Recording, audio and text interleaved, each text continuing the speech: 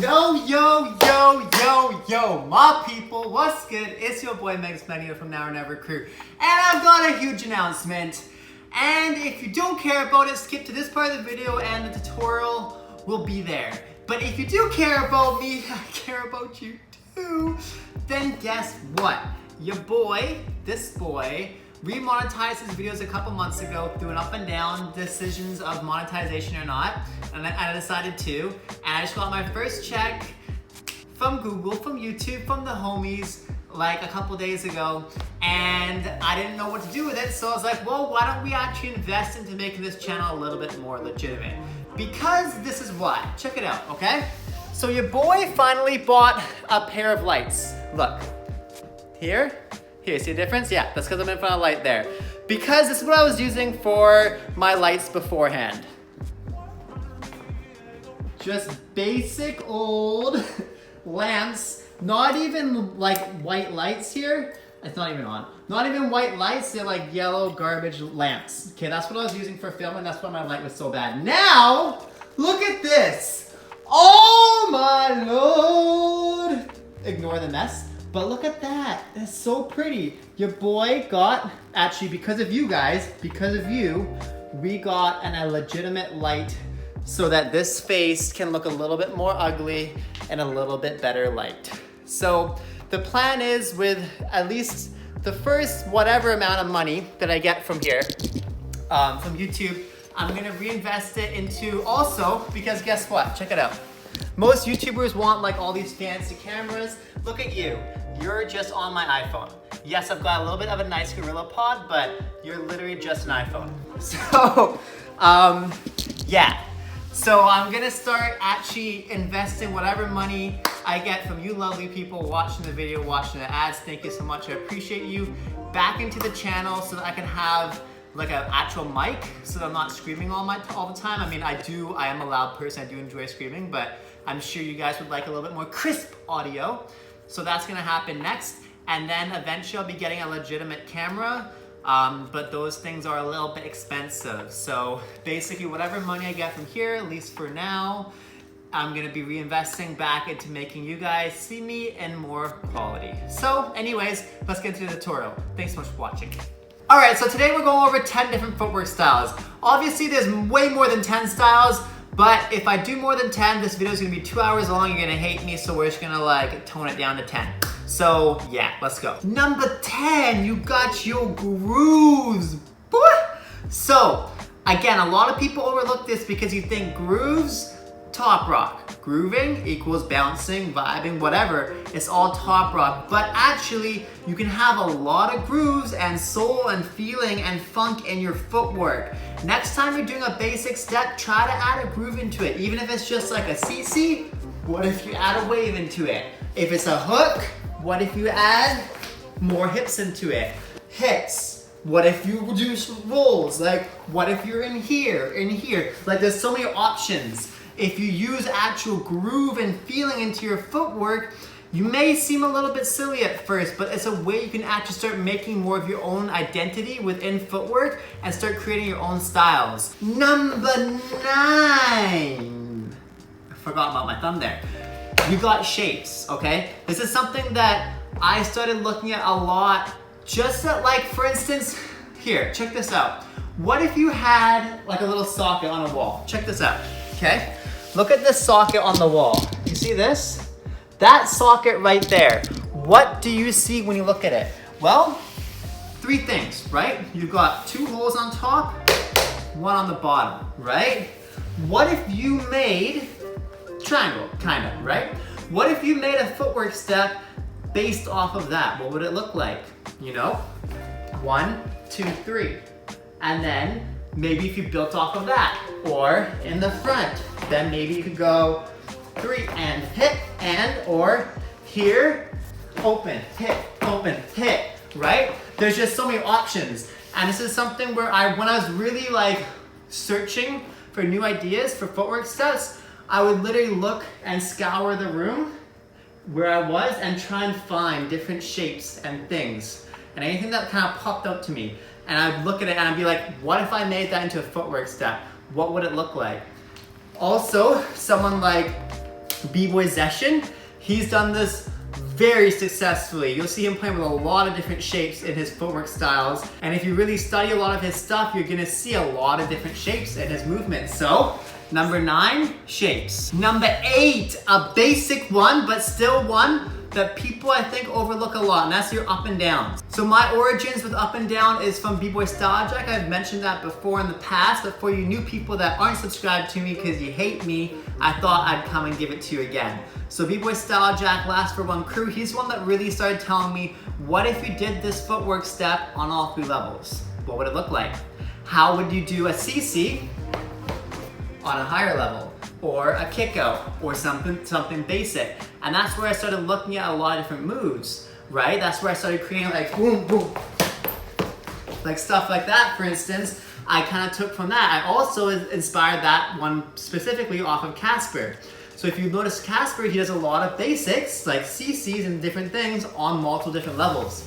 So next time you're taking a move and you want to flip it and create something different with it, think about what it would look like if you did it on multiple levels. Yes, if your bum's on the ground or you're standing up, it's not really footwork anymore, but maybe you can do it in an in-between level where it still will be. Number 7, we have our threading. So one of my favorites, as you guys know, you know how much I love my threading. And is it its own style of footwork? Well, I mean, I think so, because you could literally base a whole round off of threading in your footwork. You see me do many, many moves where I do threading in it. So next time you're creating a move, what if you looked at how you could make it into a thread? How could you add a thread into it, right? It's just all, this is all stuff to spice up your basics, right? And to create more of your own moves. Because the reality is, especially if you're doing cypher battles or just long battles, which 90% of the time, if you're battling in any shape, way, or form, and nowadays, you're gonna need a wide arsenal of moves. So what if each one of your moves, you had 10 variations of? So next time you're trying to create new variations of moves, see if you can add a thread in. And a thread could be anything from an arm thread, to a knee thread, to a foot thread. Like, there's so many different ways of doing it. So next time you're creating, think about that. Number 6, this one's really big, and this is patterns. So if you guys know Pro for One, which you should, he's the one that really started originating this concept. He would have like 100 different patterns. Pattern being, so in my understanding, what patterns are basically a couple moves combined together, creating a pattern that's quote unquote never ending. So the point of them is to have something that kind of is like an infinity move. Usually they never end. So for instance, one that he taught me was the pump walk, and that looks like this. That's going from here, step over, pump, pump, switch, through, step, step, and you just repeat that. So it's taking different moves and different shapes and whatever and combining it into something that never ends. So see if you can do that. Try and take like a basic, let's just say you do like a kick out, and then a hook, and then a through body. What if you repeated that? So, or and then maybe you want to go both sides, so then you go like this, right? So, going again, you do kick out, hook, through. You can even do like this if you want it, right? So that's literally off the top of my head. Imagine if you actually put time into it and really focus on making something really dope out of it. So try and see if you can create something that has a pattern to it that never ends. Because then basically what Pro for One would do, I believe, is he would do like 3 to 5 patterns every battle, or a cypher round or whatever, and then he would literally just cycle through them, and he had like 100 different ones. So that's a idea and methodology that you guys can use and really take even further. Number 5, this is kind of building off of patterns, and that's direction change. In patterns, you usually have a lot of direction changing moves. So how you do direction change moves is literally just figure out a way to go the other direction. So for instance, a basic one for me that I always teach my students is a 6-step CC 6-step. So that's literally going here, CC, then I can direction change back the other way. So if you notice a lot of big footwork cats, they don't just go one direction. They're not just always going the basic 6-step way, because that gets boring. The more direction changes you can have in your footwork, the more you can catch your opponent off guard, and the more also you can turn on a dime. So let's say you're doing a small cypher battle and you don't have that much space. Well, if you have direction change moves, then if someone steps in too close to you, you can suddenly go a different way. Or what if the judges are facing here? Or what if the battleground's facing that? Like, there's just so many variables with battling that we can't really know until we're there. And if you have your moves that can change directions, then you can be way more prepared and way more ready for any given scenario. Number 4, this is again going a little bit off of the patterns and direction change, and that's traveling moves. So if you notice, with the pump walk, we had a pattern, a traveling move, and a direction change all in one move. So it's not to say that you can't have like 10 different styles in one small movement. It's just if you break it down by one at a time, then you can slowly work at one at a time, and then you can bring them all together later. So it's better to focus on one at a time. But naturally, you're gonna create like 4 at a time, but try to hone in on one. So traveling is literally taking any move and seeing if you can travel with it. Because again, a lot of battles nowadays are on huge stages, Red Bull, BC1, etc. If all your moves are in one tiny little circle, just for ciphering purposes, you're not gonna be prepared for a big stage. Also, if you're doing big shows, whatever. So if you have these big traveling movements, you're gonna be able to go across the stage way easier. You see many people do it, and I think it's something really necessary that you guys should think about when you're doing your footwork. Whether it is as simple as a CC. How the heck do you travel with a CC? Well, you guys have seen me do it quite a few times, right? What if I'm back here and I'm gonna do a jumping CC like this? Boom, boom, boom, boom, right? I'm traveling all the way towards you now. Same with if you're doing any kind of move. You don't have to make it necessarily super advanced. A lot of times people try to make it too crazy. All you gotta do is take a nice basic and then flip it and try and move with it, traveling.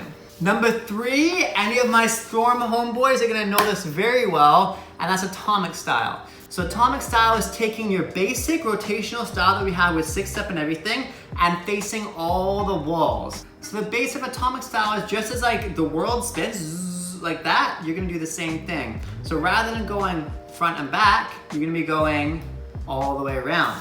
So if you take it like with a 6-step that Storm teaches, you're just turning like this, right? That's now an atomic style, right? Easy. But what if you did that with like a rapid fire kick out? That's usually just an in-your-face style. How would you do that? Well, maybe you could go boom, boom, boom, boom, boom, boom, boom, boom, boom, boom, boom, boom, boom, boom, boom, boom, right? And then you just got an atomic style rapid fire kick out. Was it pretty? Not really, but I literally just thought of it right now, right? So again, when you're making your moves, think about that too. You've got front and back, you've got traveling, you've got rotational. There's so many options. That's what I'm trying to stress here. So many options. So when people say, I can't create moves, I'm literally, are you trying? Invest the time. All it takes is your time. Take one of these concepts, one of these styles. If you don't know what to do, you literally just take one that I'm giving you and then apply it to one move. Maybe you have to force it a little bit at first, but as soon as you force yourself into that movement, you may fall in love with it after. Number 2, your elongated style footwork, or Japanese, because Japanese B-boys and B-girls are who I really first saw take this to another level when they first started coming here in Vancouver in like 2007, 2008, 2009. Front Xeon, shout outs to you guys. You're like the first ones that I really saw use this and abuse this, and that's elongated footwork. So you guys have seen Kazuki Rock and a lot of these people really use this, and that's taking any footwork step and elongating it. Elongating as in stretching it. So if, for instance, like a 6-step, okay, very basic. What if you did it very big, right? Or what if you did something like a CC, very big. You know what I mean? So there's lots of options here to again take any move, basic or advanced, and see what it would look like if you stretched it out. You can also do this with making it smaller, and that's micro styles, but that's a whole other can of worms we're not gonna open right now. Number 1, my personal favorite, in-your-face style. Again, for the Storm homeboys like me, this one is super crazy. But there's also one thing that I think a lot of people don't think of with this style, and that's they learn it from Storm or whoever else, and they're like, okay, all the moves in the front are called in-your-face style moves. Cool, sounds good. But they just define it as that rather than trying to bring new moves into that category. So you've got your basics, right? Your kickouts, your CCs, your hooks, whatever. But what if you took a move that shouldn't be in the front and you brought it to the front, like a 6-step? 1, 2, 3, 4, 5, 6. Or what if you took like a 3-step and tried doing it just in the front? How the heck would it work? You're turning. Well, maybe you don't have to. 1, 2, 3. 1, 2, 3. Kind of like a reverse CC or a 3-step. Your choice, right? What if you took now shuffles? How would you do shuffles in the front?